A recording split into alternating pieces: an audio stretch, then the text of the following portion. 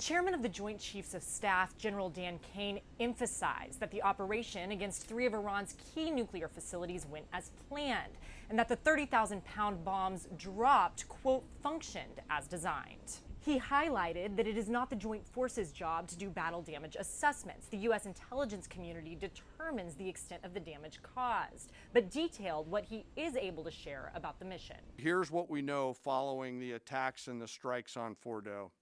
First, that the weapons were built, tested, and loaded properly. 2, the weapons were released on speed and on parameters. 3, the weapons all guided to their intended targets and to their intended aim points.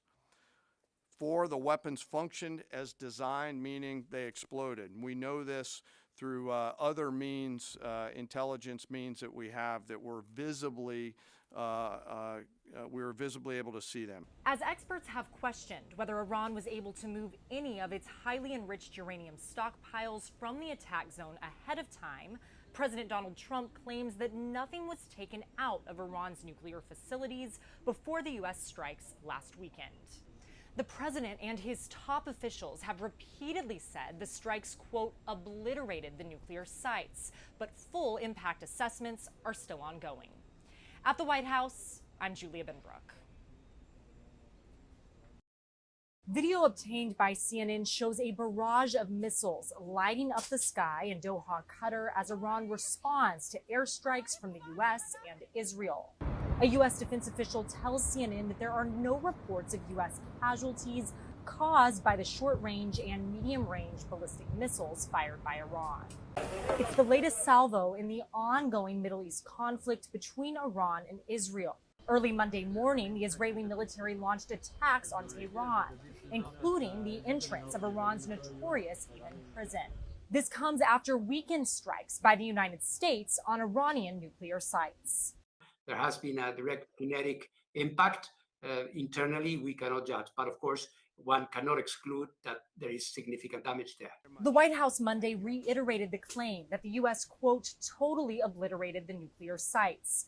However, the UN's nuclear watchdog agency says it's unable to confirm the whereabouts of Iran's stockpile of near-weapons-grade nuclear material. Obviously, if they moved enriched uranium, that is something that we are going to have to evaluate and address. President Donald Trump alluded to the possibility of regime change in Iran on social media Sunday, writing, quote, if the current Iranian regime is unable to make Iran great again, why wouldn't there be a regime change? However, Monday, White House Press Secretary Caroline Leavitt said regime change was not the motivation for Sunday's strikes. The president was just simply raising a question that I think many people around the world are asking. There were secretive meetings happening on these new terms that are being discussed just the day before the Trump administration carried out the strike on Iran's nuclear sites, and those conversations have continued after the strikes occurred. So what we're learning is that there are discussions about sanctions relief for Iran. There are discussions about freeing up $6 billion in Iranian funds that are currently restricted from use. There's also discussions about providing access to the Iranians to $20 to $30 billion to rebuild its civilian nuclear energy program.